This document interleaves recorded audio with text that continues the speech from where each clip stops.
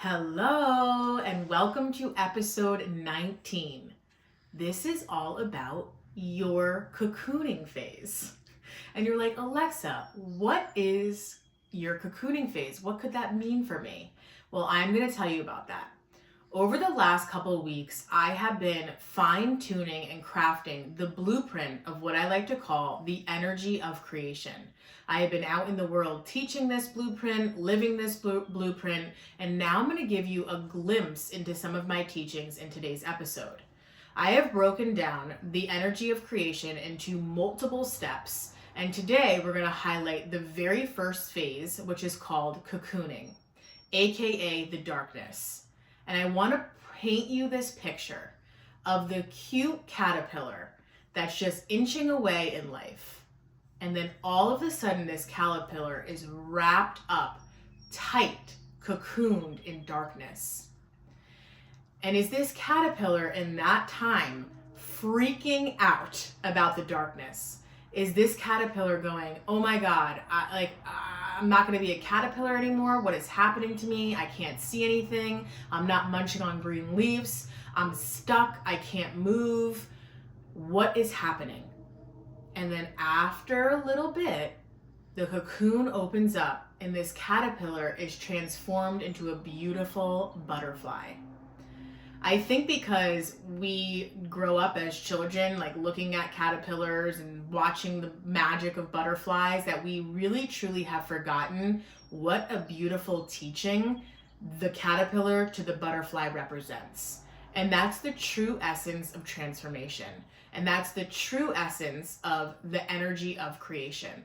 So, yes, Alexa, you just gave me this whole analogy about a caterpillar to a butterfly, and what does this mean for my life?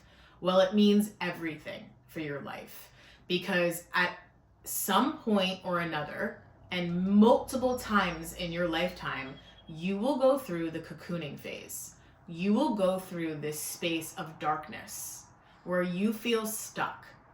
And so let's identify if you're in this space now. I'm going to ask you a few questions. Who am I? What am I meant to be doing here? I feel not passionate about what I once did. Something that I thought I knew a whole ton about, I'm like, maybe I was wrong. I don't know this person. I don't know this business. I don't know my client. I don't know my kids. Maybe they're presenting a new form of behavior. Maybe they're saying something different to you. And so all of a sudden you feel swallowed. You feel like, wow, the foundation that I knew, I'm kind of off kilter. And the whole purpose of this darkness is for you to truly embrace it. For you to truly ask yourself these questions. What did I think I knew that I feel like I no longer do? Who was I? Who am I looking to become? How would I define myself as a mother? How do I want to change that? How did my day-to-day look, feel? How do I want my day-to-day to look and feel?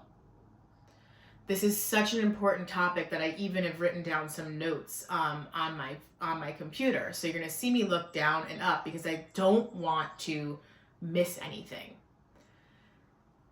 This time of cocooning could feel sticky and it could feel unclear. And you could feel like, what the actual fuck is going on in my life? Why haven't I gotten this down yet? Why hasn't it become clear? And I'm going to talk to you, like I always do, from a spiritual guidance, from an esoteric view that says that it is possible for you to manifest things quickly in life. The word manifestation, if you've never been familiar with it before, but chances are that you have, I'm going to define it in a way that feels good to me. It is the way that we look at the law of attraction, which means that what you think about, you create. What you think about, you create. And I'm going to paint this picture for you. I manifested my husband. I wrote down in a journal, after years of dating and going after unavailable men and doing all these wild things I did to try to seek validation within myself, I had this moment where I was like, I need to change some of my habits. I need to change some of my ways, okay? I was a big party girl. I was constantly going out, doing all the things in that lifestyle, and really trying to fill my need of not loving myself by finding people that would be interested in me at the bar, okay? And really, it was a very lonely feeling. And I was not my authentic self, because how could you be under the influence of alcohol and other substances and whatever else? And so I was trying to fill this void within myself. And I had this moment where I just like had this epiphany. I'll never forget driving back from my 5-year high school reunion, no joke. And that is when I was like, shit's gotta change, Alexa. I did not plan to share this story, but here I am gonna share part of it. I was a wallflower. My high school social life was trash, okay? I had great friends I'm still best friends with to this day. We'll be lifelong friends that I'm so grateful for, that came out of my high school and, elementary and grade school experience. But I was by no means this outspoken, confident, strong-willed woman that I am today. I was terrified of my shadow. I was walking around with shame and guilt and embarrassment. I was in the midst of, living a life where my parents were divorced, married to other people. I had stepbrothers, half-brothers, then divorces happened after that. I would go from one house that was like, this is just a funny example, that was like, I was eating Fruit Loops and Fruity Pebbles, and then the next day I was in a house that was like, all whole grains, all organic food, don't finish everything on your plate. And it was like whiplash sometimes as a kid. And so coming up in this world, feeling all of the adults' emotions around me and knowing that they didn't have the capacity to really create this space for this sensitive child that I was like, oh my God, just fearful of my own shadow and fearful of life. And so when I got to college, I've explained this I think before, but I'll revisit this. When I got to college, I discovered alcohol and other substances, and I was like, wow, I can turn on this other part of myself that wanted to come out, and I use these things as a tool until the tool was totally detrimental to myself and those around me. And I went wild in my party girl phase, and I was using validation from guys at bars, and like I said, going after unavailable guys to fill this need of love that I had within inside of myself. And that continued on for a little bit after college until this night of my 5-year reunion, where I just, went crazy, went hard that night. And then the next day I was like, that's it. Things have got to change in my life. I'm moving out of this party girl phase, and I really am looking to be grounded, and I'm looking to, bring in love into my life. And what would that even look like for me? And so I sat down and I wrote down all of these qualities that I was really looking for in the love of my life, for a life partner and a best friend. And that was in November. And I wrote this out in my journal, and I thought about it. I thought about him, what this would look like. And I met my now husband in February. So that is a very fast timeline from going years, I would say, we're trying to find my match or my mate, to all of a sudden in like 3 months, turning it around. Literally our knees hit under the table, and I knew nothing more besides he was the father of my children. I am not joking. I knew that. I didn't know what our relationship would look like or how it was going to unfold from there, but I knew for sure he was the father of my children. And so, boom. This is one way that manifestation can truly work, is when you put your mind and your heart into alignment, which like literally means like locking it into place with what it is that you want to create in your life. It is destined to come to you. Now, a couple years later down the road, the same thing happened with our wedding day, okay? I created a vision board.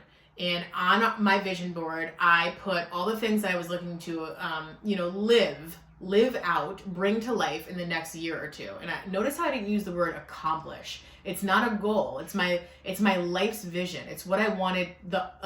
I look at it more of like artwork. This is what I wanted to paint. This is what I wanted to be in. This is the movie I wanted to create for myself. And that was the day of my wedding day. And I had pictures of mountains and I had flowers. And I'm not even joking you. I actually have to tell you one other thing. Okay, so that's where it began for the manifestation of my wedding day. But on top of it, my husband and I knew that we were going to go and be married in Vermont. Vermont has been a very near and dear place to our relationship, to ourselves. We had traveled up there multiple times a year, dating and all these things, having mini vacays, and we knew that it was something special for us and that we wanted to get married there. And we went up one weekend about a year before we had gotten married. We just had gotten engaged, and we visited multiple wedding venues. And I took pictures, of course, at all these wedding venues and what would it look like coming down the aisle, what the backdrop would be, all of these things. And we finally settled on this one specific place called the Ponds at Bolton Valley, in Bolton Valley, Vermont. And we made that decision, later on in the day. And we felt really secure about it. And it just felt like it was the space for us. And throughout that week, I was conversing with the wedding planner. And she said, okay, the available date that we have is July 21st. And the ceremony will be at 3:30 in the afternoon. It was somewhere around there. I can't remember exactly when, but it was somewhere around there. July 21st at 3:30 in the afternoon. I look back at my phone and we were on premise of where we were going to be married on July 21st at 3:00 in the afternoon the year prior. So this is what happens when you want to manifest something and you're living in alignment with something, okay? I was at the wedding venue a year to the day, to the minute, taking pictures of where we were going to say I do 1 year from that time. So this is the magic that we're living in. This is this grid that we don't know. Everything is interconnected and alive, and it is. And that's just one example of this.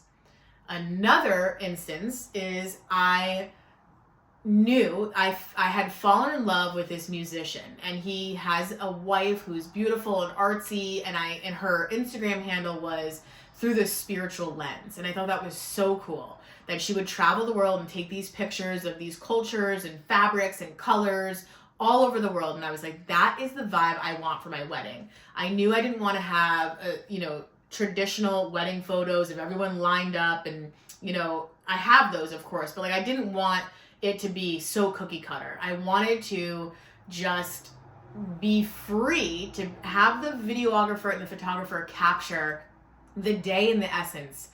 And so I reached out to this photographer on a whim. I did not reach out to any other wedding photographer. I had no uncertainty. I just was very direct and loving and straight that says, look, I know that you don't do weddings, but I would love for you to capture the wedding day. If a bird flies by during my ceremony, take a picture of that. That's very important to me and memorable and beautiful and poignant. I don't want a cookie cutter thing, and I just think that you'd be the perfect photographer. And long story short, we had many interconnections. My family knew her family. They grew up together. I had no idea about any of this until after I had reached out to her. And yep, she said, honestly, I feel so called to do this that I would love to, photograph your wedding. And that is how I booked my photographer. And those are examples of how manifestation works. That is where you set this intention. Again, you're in alignment and it's like, boom, this happens. And now is a mic drop moment. There are certain times manifestation coaches and law of attraction will tell you no, this isn't true. But I feel that this is the truth. There are certain things in life that you're not able to manifest as quickly. And that is where we come into this cocooning phase, this sticky phase, this unclear phase. Because not everything is supposed to work out perfectly as you envision it. And of course it won't. I know that you've heard this thing, it's like make plans and watch God laugh, right? We can set our greatest intentions, and those intentions do and will come to life, but it will not unfold and unfurl in the way that you always see it and wish it to be. And that is the part of this earthly existence, is how comfortable we can get in the darkness. And how can we trust the process even though we can't fully see it? And how can we love ourselves in the frustration of something not coming to life as quickly as we would like? I just want to repeat that one part again. How can you love yourself more in the midst of this frustration?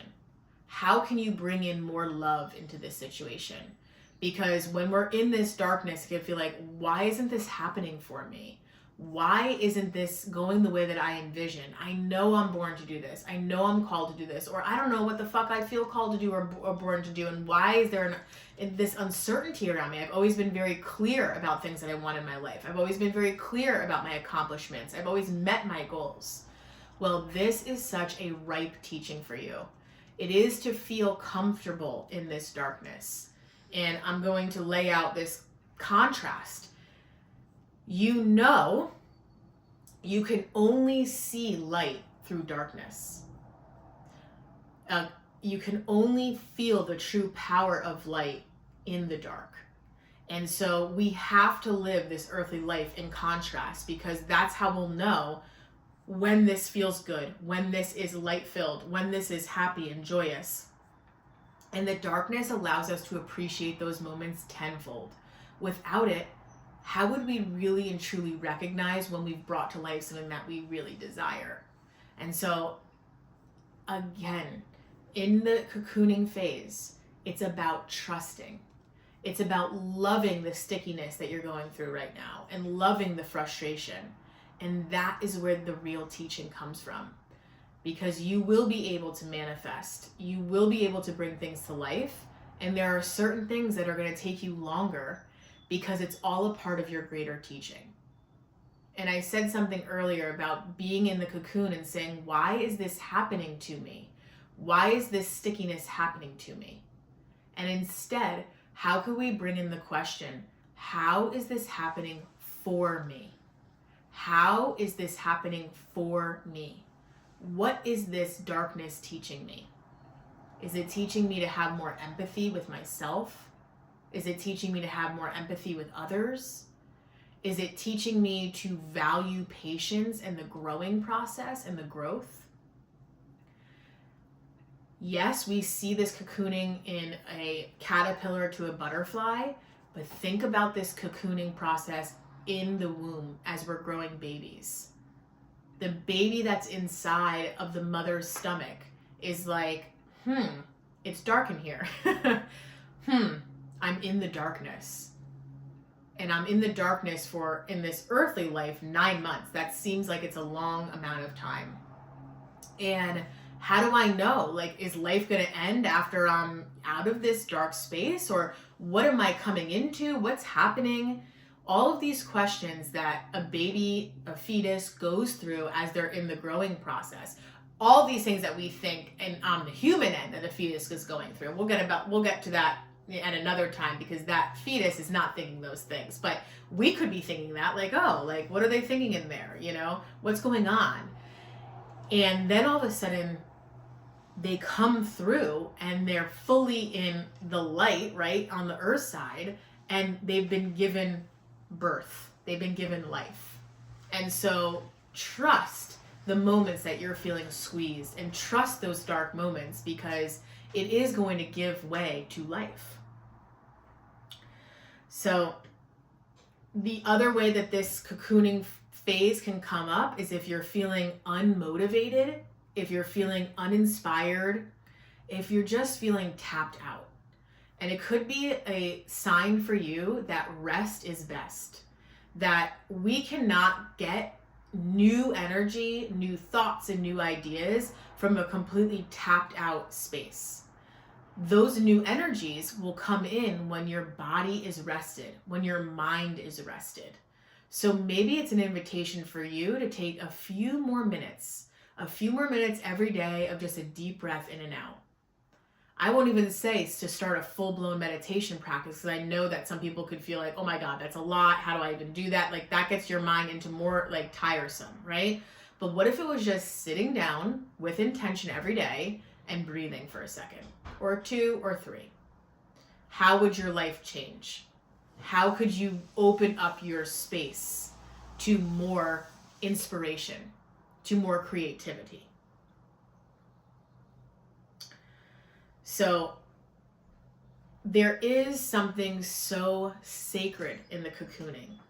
There is a sacred process and a sacred happening that takes place here. And it's not a failure to be in this space. In fact, it's all a part of the creation. When you're thinking like, oh, I can't believe I'm here, think about that process of a baby. Think about that process as a caterpillar. It's an inevitable part of life.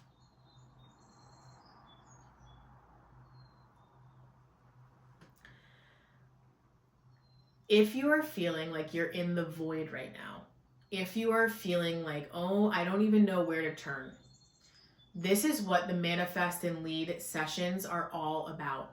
It's about honoring the space that you're in. It's about clearing away the negative thinking mind, clearing away the subconscious programming, clearing away thoughts and patterns that you don't even know that you have been living through. Oftentimes, we are programmed to be living a certain way.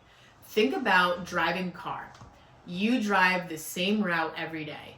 When you get into the car, you turn on the car, you buckle up your seatbelt, and you drive. And oftentimes when you arrive at your destination, you're like, oh my God, how did I even get here? It's so second nature to you that you put your blinker on, you turn, you were thinking about other things, you were listening to the radio, you just went on this track because it was ingrained.